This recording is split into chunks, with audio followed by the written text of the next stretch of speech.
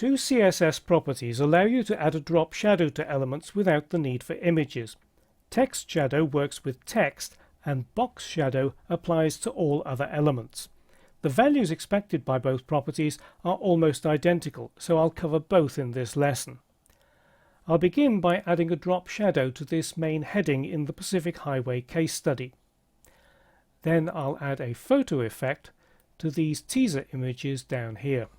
So let's turn on Live View, and then in the CSS Designer select highway.css, and it's the H1 selector that I want. Select that, and then in the Properties pane select Text and scroll down to find Text Shadow.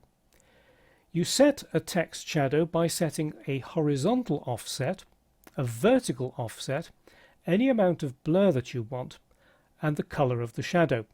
And although color is listed last, it's best to set it first because then you can see the effect in Live View. So click the color box to open the color picker. I want to base the color of the shadow on the original color of the heading, so I'm going to select hex there, and the original color was hash 577A99. But for a shadow it's far better to have some alpha transparency, so I'm going to convert that now to RGBA by clicking the RGBA button and changing the alpha slider, moving it down to about 50%. It doesn't have to be absolutely accurate, that's fine. With the horizontal and vertical offsets, positive values move the shadow to the right and down, negative values move it to the left and up. I'm going to use a very small positive value, 1 pixel, for both horizontal and vertical. And then the blur I'm going to set to 3 pixels. And you might not have noticed the change that has taken place here in Live View. It's a very subtle change, but you can see the effect if I temporarily disable text shadow by clicking this icon here. It's turned it off. I now turn it back on again. Very slight subtle effect. It just makes the text pop a little.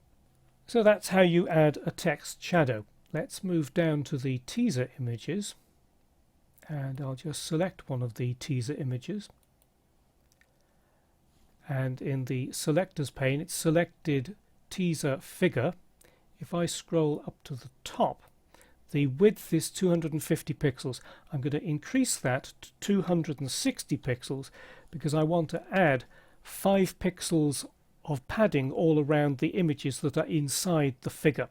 I need to create a new selector for the images inside the figure, so it'll be .teaser and then img for image. And in the properties pane, scroll down, padding, click that icon in the center so that the value is the same on all sides, and set the padding to 5 pixels. Then I'm going to add a background color, so that's the background section that I need to go to, background color, and it will be white. Set that to hexadecimal. Now that hasn't made any perceptible difference to this image here, but you'll soon see the effect. What we need to do now is to add the box shadow, which is in the border category, and scroll down to find that. There it is right down at the bottom.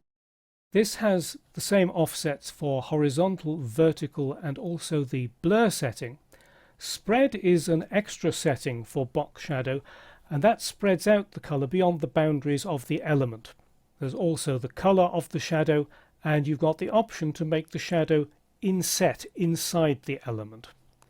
So let's select the color, and the color that I want for the shadow is a very dark gray. I'm just going to scroll up here a little bit and turn it to RGBA, and then add some alpha transparency, about 80% I think.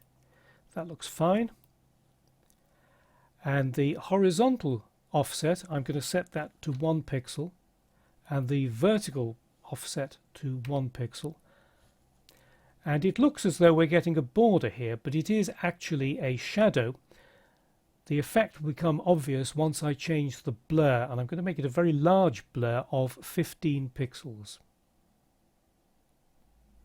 And there we are. There is the photo effect that was created by adding 5 pixels of padding all around the image. And this effect was created by adding 5 pixels of padding all around the image, giving the image a background color of white, and then adding box shadow. The horizontal and vertical offsets of the shadow are only 1 pixel, but it has a very large blur radius of 15 pixels. So that's how you create drop shadows with CSS. Use text shadow for text and box shadow for all other elements. Box shadow is supported by all modern browsers, but not by Internet Explorer 8 or earlier. Text shadow is supported by all modern browsers, but not by Internet Explorer 9 and earlier. Both properties expect a horizontal offset and a vertical offset. Positive values set the shadow to the right and down. Negative values set the shadow to the left and up. You can also set the amount of blur that you want on the shadow and the color. Colors usually work best if they have alpha transparency. And box shadow has 2 extra options. Spread increases the spread of the color beyond the element, and inset sets it inside the element.